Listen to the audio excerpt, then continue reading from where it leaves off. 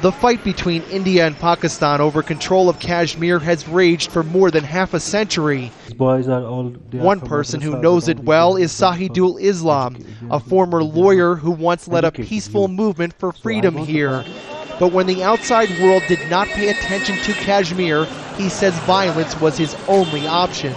So because of that violence, that people start realizing there's a problem between India and Pakistan, and that is this part of the world which the problem needs to be addressed, and finally the voice was heard. Islam admits to killing dozens of people, possibly innocent people, but his target, he says, was always Indian security forces.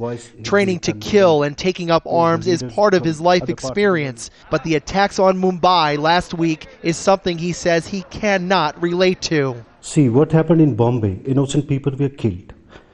We, whom you call separatists or the ex-militants, everybody in Valley condemned such act, because we never believed that innocents should be killed so that the voice is heard. The gunmen who stormed into Mumbai, held hostages and killed more than 170 people, said part of their motive was the unresolved conflict in Kashmir. Indian officials say the attackers are linked to Pakistan, but the Pakistani government says there is no link and they want more evidence. As the diplomatic standoff between India and Pakistan continues to escalate over who was behind the Mumbai attacks, the tension between these two nuclear-armed nations is perhaps felt more here on the streets of Indian-administered Kashmir than anywhere else. Arshad Bhatt started selling carpets and clothing in Srinigar over a decade ago. He has seen the devastating effects that conflict between India and Pakistan has had here, and he fears what could happen if tensions from the latest incident boil over. We will be affected by the latest incident, he says. Tourists will stop coming, and what is worse is that we Kashmiris already have a bad name.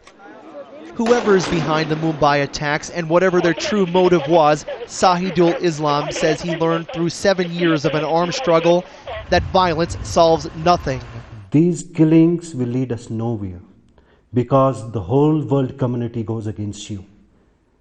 And you can't put your point by doing such acts. Islam's message to the young men who carried out the Mumbai attacks is simple.